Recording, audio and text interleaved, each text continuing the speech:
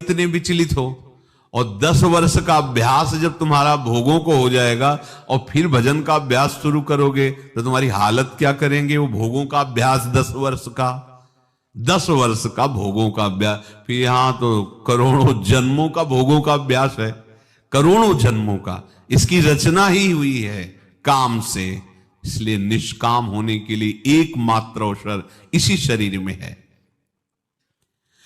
हृदय में काम क्रोध का स्फुरण होना कोई आश्चर्य की बात नहीं, लेकिन उसको संकल्प रूप बना लेना, उसको क्रिया में उतार देना, ये अविवेक का लक्षण है, विवेक का नहीं। विवेक के द्वारा स्फुरित होते ही उससे उदासीन हो जाओ, यही नष्ट कर देना, मतलब ही नहीं रखना।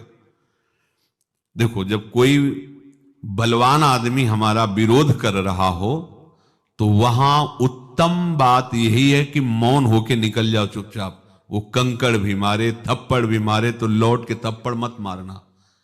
वो बलवान है, वो चाह रहा है कि तुम उससे भिड़ो, फिर तुम्हें नष्ट कर देगा। उससे जीतने का उपाय है मौन और नीची दृष्टि करके निकल जाओ वहां से, वो समय टालो। ऐसे ही ये बलवान विकार आया है काम क्रोध, इससे तुम लड़ नहीं सकते। लड़ने चलोगे तो हार जाओगे, पक्का हार जाओगे। इसका नाम है मनमत।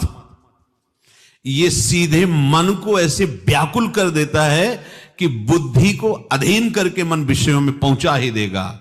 व्याकुल करता मनमत, ये ऐसा मत देता है कि अब उसके अंदर इतनी बेचैनी होती कि कुछ भी हो बाद में देखेंगे, फांसी मिले, गोली मारी जाए, निंदा हो, गांव से निकाल, कुछ भी बाद में। कोआ मदांधो मदना तुरोवा, व्याकुलता पैदा कर दिया मन, ऐसे मन को मत दिया, अब वो नहीं टिक सकता। क्या करे? जैसे बलवान पुरुष के विरोध करने पर दैन्यता से निकल जाओ, भले 2-4 थप्पड़ मार दे, चुपचाप निकल जाओ, उसी में भलाई। ऐसे ही ये काम आया हृदय में तो उदासीन हो जाओ, ना इसका विरोध करो ना इसका आदर करो, ये नष्ट हो जाएगा। इसके नष्ट होने का उपाय, ना इसका विरोध करो ना इसका आदर करो। अगर विरोध करोगे तो जीत नहीं पाओगे। क्यों?